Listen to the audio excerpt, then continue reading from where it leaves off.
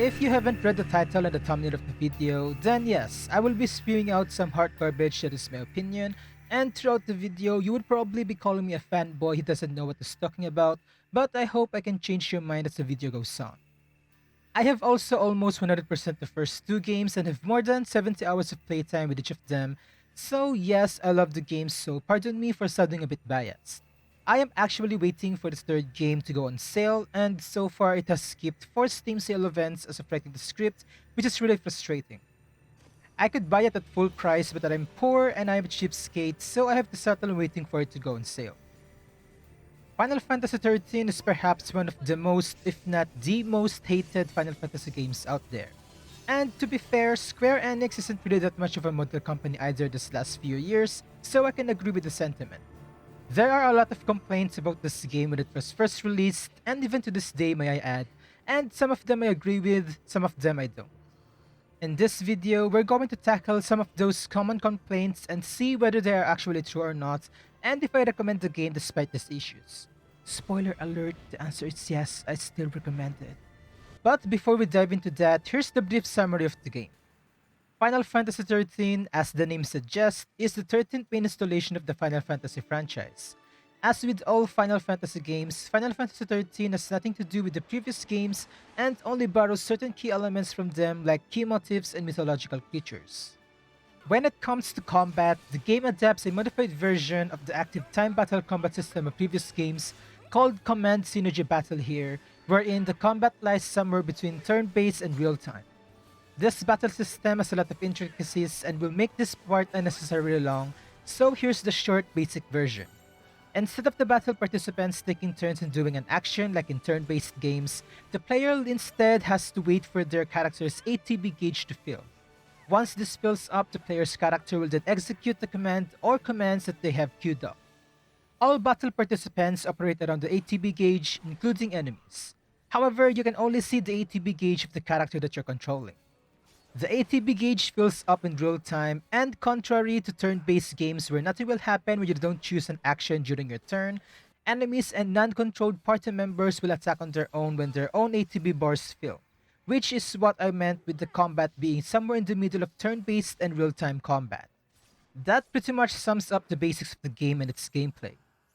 This video will be including spoilers, but I don't think anyone is concerned about spoilers for a 12-year-old game. With all that said, let's immediately start with a very common complaint. The PC port is shitty, and that's absolutely correct. The Final Fantasy XIII trilogy is perhaps 3 of the most horrendous PC ports we had received in the history of video game industry. And surprisingly, the first game wasn't the worst of them.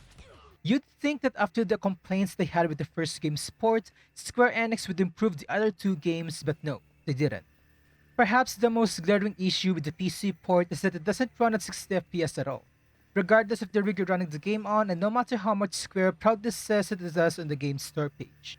Your rig could be the most expensive, most sophisticated gaming rig that you could ever possibly buy today, and the game would still run at 30 FPS and even occasionally drop down to 20 at times.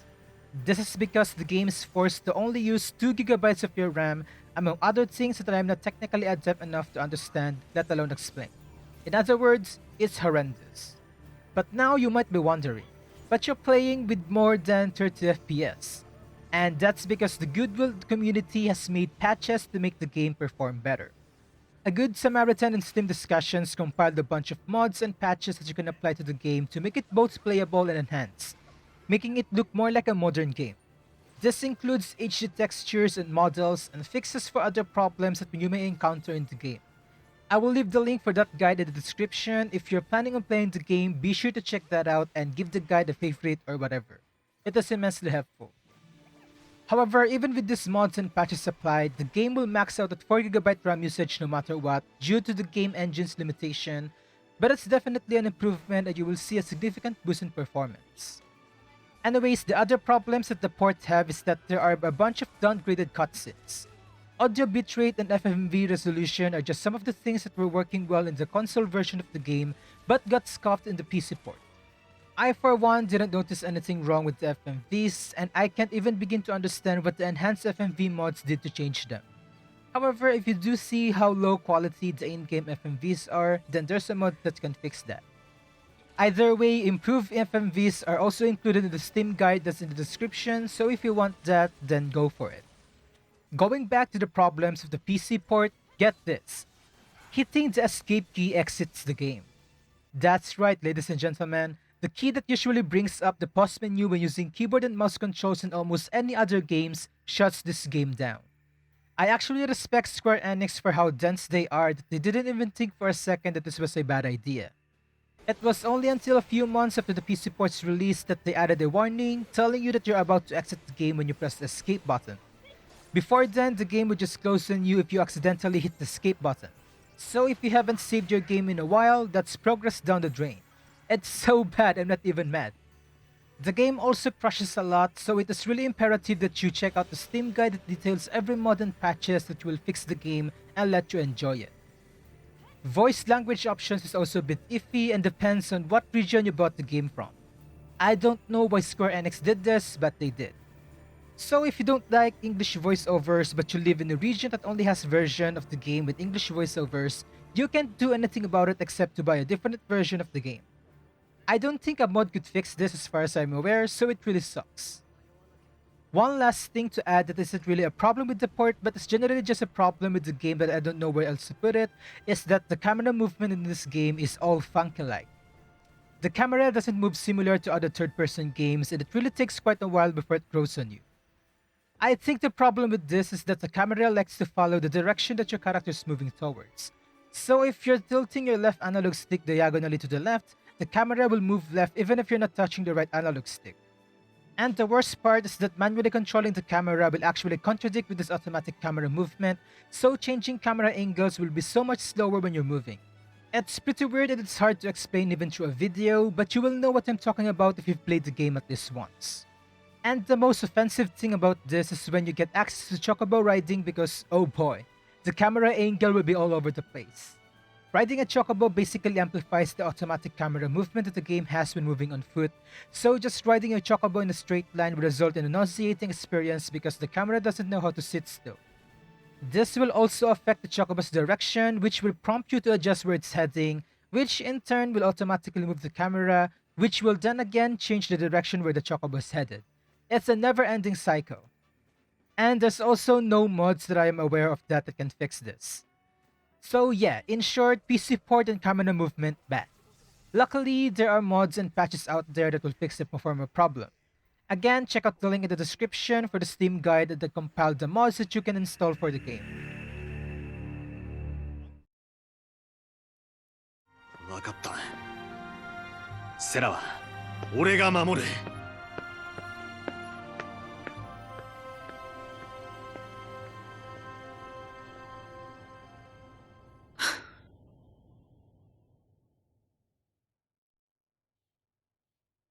I don't think Lightning needs any introduction. I'm pretty sure she's in most Final Fantasy related games after 13 and everyone have at least heard of her.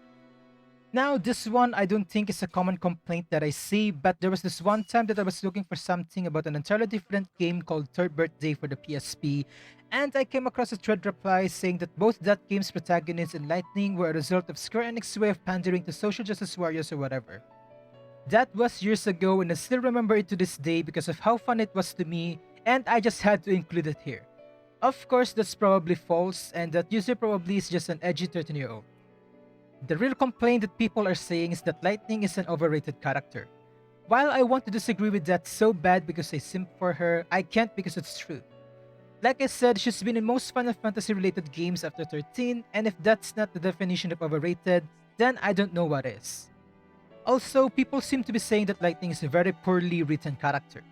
While I don't agree with that, because again, I simp for her, I can definitely see why people would feel that way. Lightning all throughout the game can be annoying and can give off the vibe that she's trying hard to act cool. Because why not? It's not like most Final Fantasy protagonists are silent, cold people that really don't have that much personality to them. Luckily, Lightning kind of deviates from that. There are also some scenes in the game where some of her lines just don't make sense and feels out of character. All this time, Lightning was hell-bent into defying all odds just to save her sister, and then this happens. 何が何だか。野良作戦はやめよう。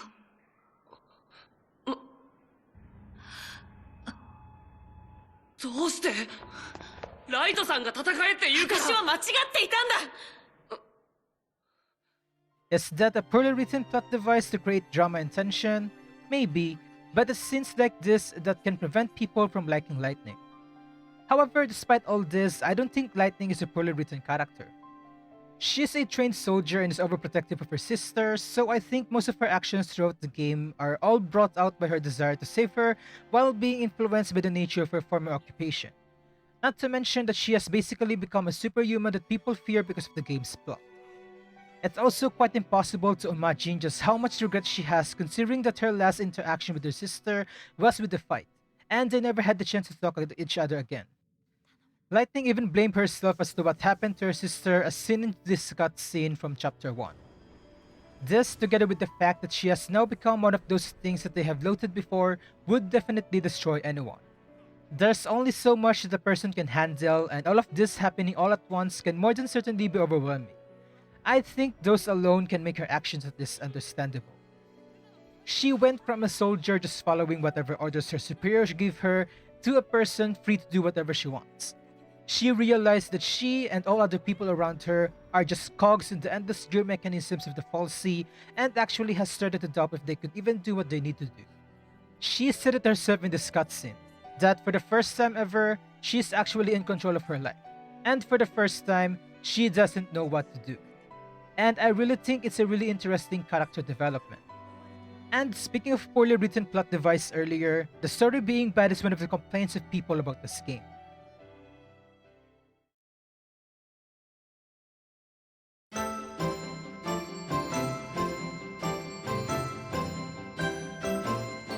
This is something that I both agree and disagree with. I agree in the sense that most world building in this game is done through the pause menu inside the data log category and they get automatically added after certain scenes. And I don't like it. Like, imagine, if you will, you're playing Skyrim or Fallout 3 or 4 or any of the Mass Effect games. But instead of reading lore books, terminal entries, or asking NPCs questions, you just read about the game's world through the pause menu and the game tells you with an annoying notification that there's a new piece of lore available to read. If that happened in any of the games that I have mentioned, they will turn from having the most interesting, well-written game world and NPCs into the most boring games ever. That's how it is in Final Fantasy XIII and it's so bad. There's just not enough world building in this game, and it's a shame because they created such a wonderful world that would have complemented it. I heard that there's actually a novel that covers more about the game world, but why is this necessary? Xenogears, a game that was developed by Square way back when they were still Squaresoft, also has a separate novel that further explains the game's lore and further provides world building. However, the difference is Xenogears has already good world building inside the game, and the novel just further expounds it. Final Fantasy XIII, from my more than 70 hours of playtime, doesn't seem to have that and it just relies on those pause menu entries to tell the lore of the game world. And even then, they do it in the most runabout, cryptic way like it's being told by an NPC. If you're going to do that, why not just make an actual NPC do it? It'll make it more interesting. And just like what I mentioned earlier, there are some few poorly written plot devices here and there that really doesn't make sense in the context of when they were happening. Take this scene for example where Vanille first awoken to her Eidolon. 使命を果たした時のこと全部な。嘘。みんな私のせいだった。違う。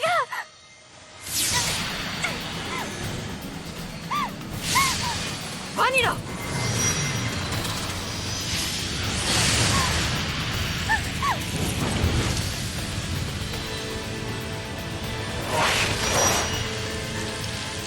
心が揺れたな。ほら、やっぱ図星じゃねえか。思い出したっていうの？嘘はお互い様だ。お前は全部覚えてたんだろ？あれはファイルのせいじゃない。悪い。話は後にしてくんねえか。It looks like there's nothing wrong with it at first glance until you realize that all characters are supposed to be present here. Yet when this cutscene gets going, it seems like it's only the two of them that are in the area. The other characters would even comment on it afterwards, which feels really weird. It almost feels as if Square forgot that Vanille needs her Eidolon and just haphazardly threw it here. It's really off-putting. Hope did say that they should take a break when reaching this area, but you'd expect that when something as big as Vanille's Eidolon appears and literally make the earth shake using Quake would alert the other members, but no, they aren't. And they don't even acknowledge that the scene happened. However, even with all that said, the story of the game itself is pretty harmless. Just from the very beginning, you're already given an objective of what to do and where to go next, even if the characters are saying otherwise. And through the storyline, we get the characters' background and what they were doing before the events of the game, and how they get caught up with all this fiasco in the first place, letting us get to know them more and give us a chance to connect to them. We also get to see them grow not just as a person, but also as outcasts that will forever be hated by humans. We get to see the process of their acceptance of this fact and how, despite all of this, they still manage to band together and save their homeworld from imminent destruction. I'm going about this in a roundabout way because I suck at explaining things, but what I'm trying to say is there's already a clear-cut objective that you will be aiming for right at the beginning, and the game gradually opens up with its narrative to lead you to it. This is also an allegory to the fact that the game is very linear, which we will be touching upon later in this video. Sure, the world building is pretty much neglected and the game offers a lazy way of giving us lore, but when it comes to the actual plot of the game, it gets the job done. Actually, I think the game's shitty world building significantly impacts the game's narrative, and that the latter becomes so confusing and hard to follow because the players have no idea what the hell is going on with the world because, again, there's a lack of world building.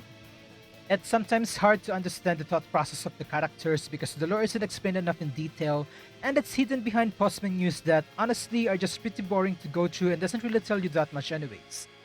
If the world building has been a little bit better and actually informative, I think Final Fantasy XIII's plotline could at least become one of the most memorable ones. Like I said, it's tolerable, but it obviously could be better. Other than that, I am more than positive that the game's narrative has done its job in delivering the game's plot point. The story is definitely the game's weakest link, but it's pretty enjoyable at the very least.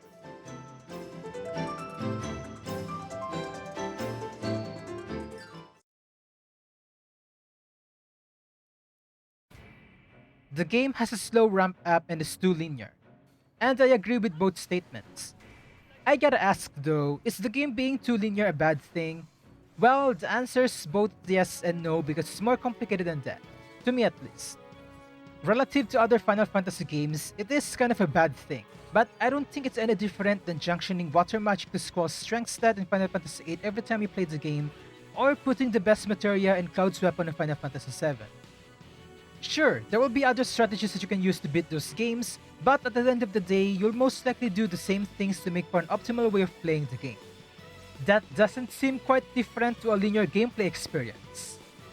The only difference in Final Fantasy XIII is that instead of spell junctioning or materia, you increase characters' stats through Crystarium of their roles, and that in late game, all characters practically has access to all roles regardless of what they started with in the early game, although of course get limited abilities that those characters start with those roles from the very beginning.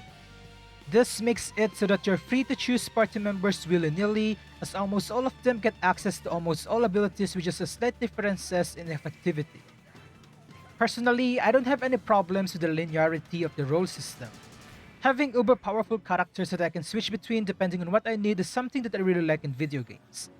The characters are still going to have roles that they excel in and roles that they don't, so it really doesn't matter if they get access to every single role. I guess the only problem with the role system's linearity is that you don't have a choice on what abilities you can learn first or what stats you can maximize or increase first. As for me personally, I'm the type of person that likes to overlevel in an RPG, so it doesn't really affect me that much. I finished the game with all my characters' roles at the max level possible before the final boss, so I really don't have any problems with it. But if you're the type of person that plays the game properly and not overlevel your characters when they're 20 hours away from the final boss, this might become a glaring issue for you. However, I have problems with the linearity of the story, and this ties in with the slow ramp up of the game. The game has a total of 13 chapters, and throughout chapters 1 through 9, you will just be following a set linear path going from point A to point B with no exploration whatsoever. Each chapter lets you follow different sets of different characters and are basically just walking simulators inside the JRPG.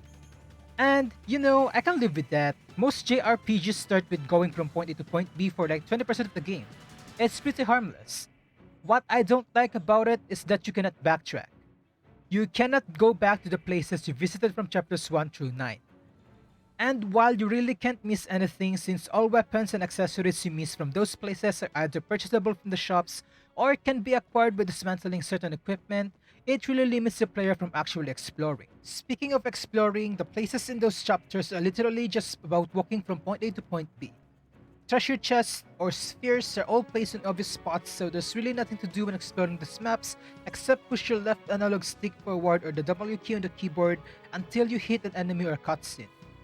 There are no red herring paths, but to be honest, even if there were, the minimap pretty much shows the whole area to you anyway, so you will immediately know if the path leads to a dead end or not.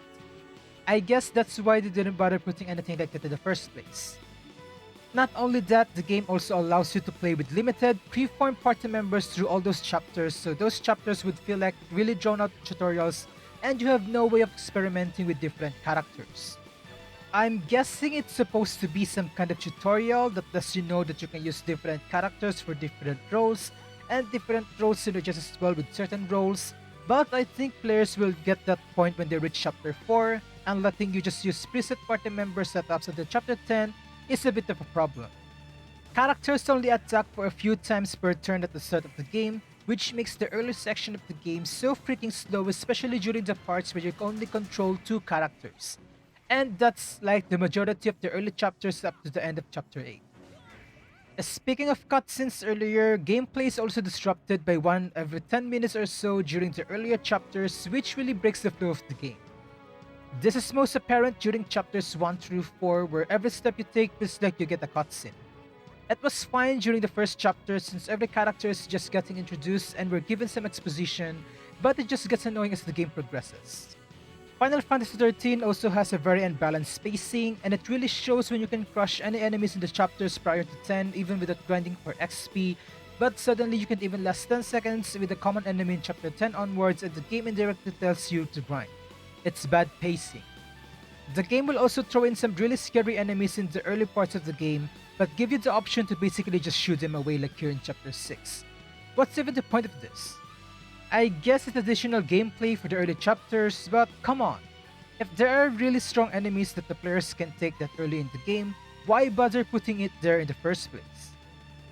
I can accept it if we can come back to this place later in the game, or if they're located in optional areas like the T-Rex enemy in Final Fantasy VIII, where you could one-hit your party members if you try to fight it at the beginning of the game. That guy is located in an optional area which the player has no reason to go to that early in the game. That's actually what they did in chapter 11, but for some reason, scary enemies in chapter 6 exist. The game also throws you into a pseudo-open world area which will take you numerous amounts of trial and error to know which stuff you can already do with the current stats of your character and which one you need to pass on until later in the game. So what's the takeaway from this long-winded section? The game's linear nature isn't anything that destroys the experience, except when it concerns the storyline where, together with the slow ramp-up to make the game get going, you pretty much just have to play a walking simulator until you're overwhelmed with the sheer strength of enemies in the last 3 chapters.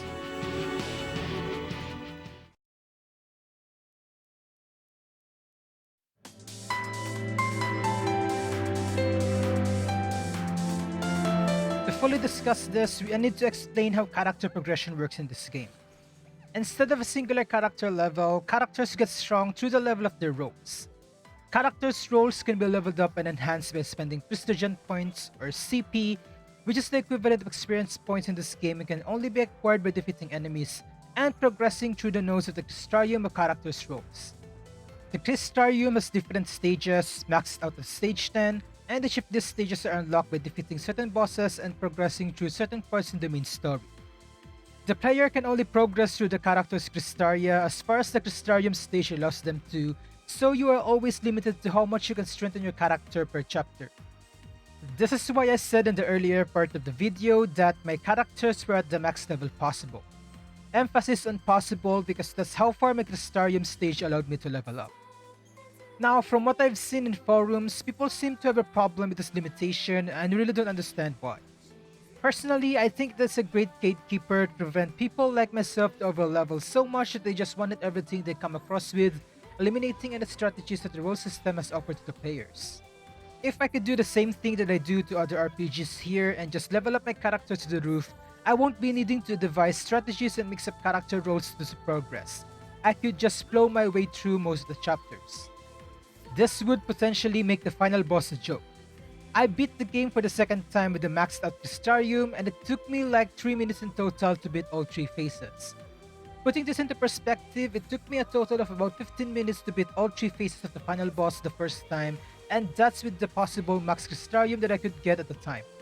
That's how much of a difference the extra Crystarium stage gives, which we will get into further later in the video.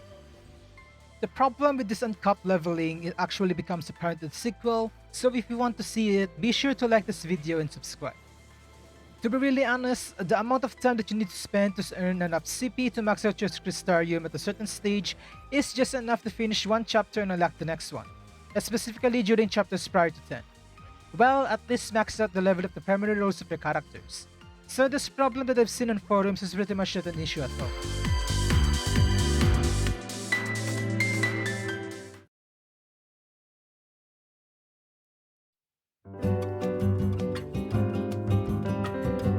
This is something that I always think about with every video game.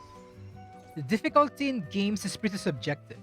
Just because I think that Dark Souls isn't as hard as people make it out to be doesn't mean that it's easier for other people.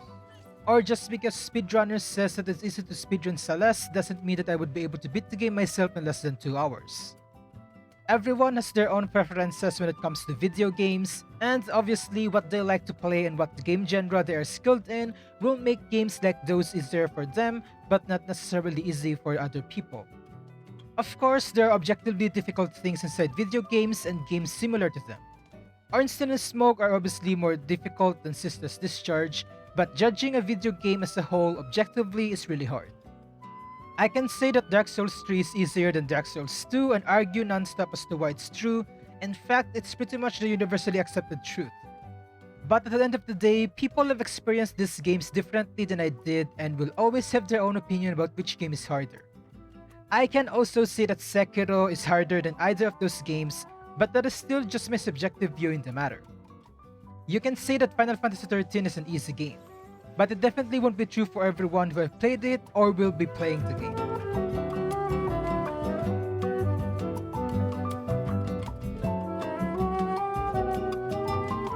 I also have a complaint of my own when it comes to this video game, and this is the lack of DLCs and post-game content.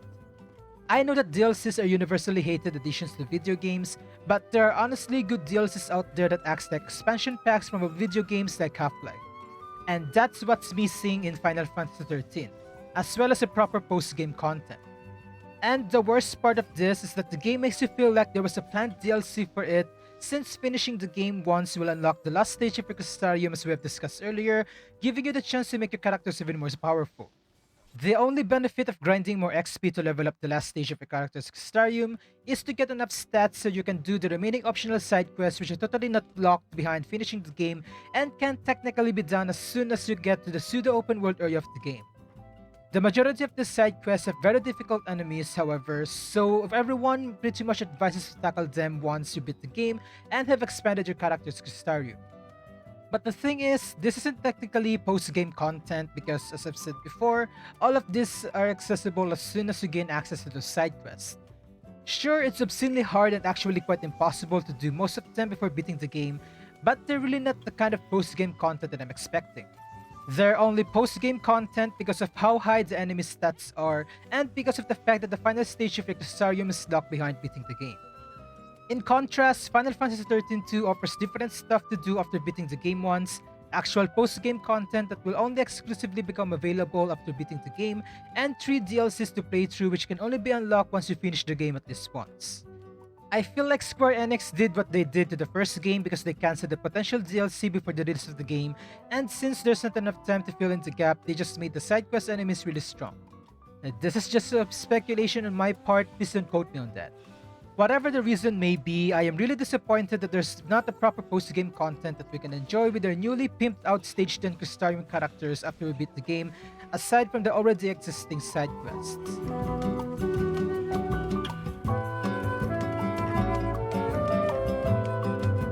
So far, all I ever did in this video was list out the game's problems, and I think I did a poor job in explaining why some of those problems aren't really that big of a deal. So to compensate for that, here are some of the reasons why you should play Final Fantasy XIII despite all of these problems. Number 1. Combat is cool. Yup, it's another controversial opinion, but I really think that the combat in this game is really interesting. It kind of deviates from your usual RPG combat where everyone has access to everything at once, or one character is only good at one certain thing, and instead introduce switchable roles so you can only do so much at a given point in time, as well as make other characters play different roles. You can sort of do this in Final Fantasy VIII as far as I can remember, but that's only because Magic Junction is such a broken feature. With roles getting introduced in Final Fantasy XIII, it somewhat becomes more organized and official. And at the end of the day, it's your standard Final Fantasy combat with the ATB and whatnot, it's just a modified one. If you're a fan of the other game's combat, you will most likely enjoy the combat here. Number 2. All characters are pretty much likable. Each character in the game goes through different types of struggle, but each of them are interesting. They aren't one-dimensional characters that only have one character trait, and they have actual motives as to why they're going with us in the journey. They also have actual character development that isn't there just to be used as a plot device, so we get to see them grow and overcome the struggles that they have. Number 3. It's a pretty looking 2009 game. Let us not forget that this game is released way back in 2009 as a PS3 game, not even a PS4 one. But even without putting texture mods and enhancement, it is definitely one of the best looking games at the time, especially once you reach the open world area. And number 4. Lightning. Because Lightning is in this game and she's the best girl.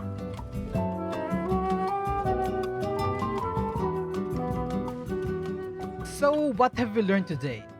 Aside from the facts that I suck at getting my point across, that I am pretty stupid, and that this video is pretty dumb and pointless, I hope I have at least given you an inkling as to why Final Fantasy XIII isn't as bad as people make it out to be.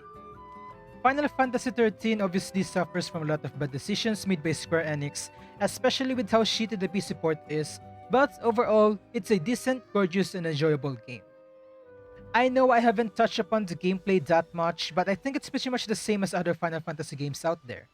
A modified turn-based game where characters act in real time and are only limited by their action bars, and the game reintroduced jobs through the characters' roles. The only addition to Final Fantasy XIII's gameplay is the chain gauge, but this video is already long enough and it isn't that relevant to what I'm trying to talk about in this video. While it's true that the game is pretty linear and is actually detrimental to the already irregular pacing of the game, it isn't really anything harmful and you can pretty much enjoy playing it. The game doesn't have any real post-game content however, and because of its aforementioned linear nature, offers no replay value at all. However, the base game itself already offers a bunch of stuff to do like the numerous side quests and weapon upgrades, so that kind of compensates for the lack of post-game content and replay value. Hopefully, I managed to explain in this video why the common problems that people had with this game are mostly tolerable if you just want to play the game without worrying about nuances. And since I know it wasn't obvious enough because I suck at explaining things, yes, I recommend the game. Since the game is more than a decade old, a lot of mods are now available to at least subvert the majority of the issues present in the game, as well as the HD textures to make the game look like a 2015 game rather than a 2009 one. This is technically a review of the game, so I will be putting a final score for it. I haven't done this for my other videos, but I think I'm going to start doing it starting with this. With that said, I rate this game a 6.7 out of 10. It's a pretty enjoyable game past its technical difficulties. I'll probably make a video about the second game as well as the third one in the future, so if you want to laugh more at some shitty opinion of a random person on the internet, like this video, share it with your friends or something, and subscribe so you can know when the next video will come out. Who knows, maybe I can give you more laughs from how dumb my opinions are. Thank you so much for watching and I'll see you in the next video.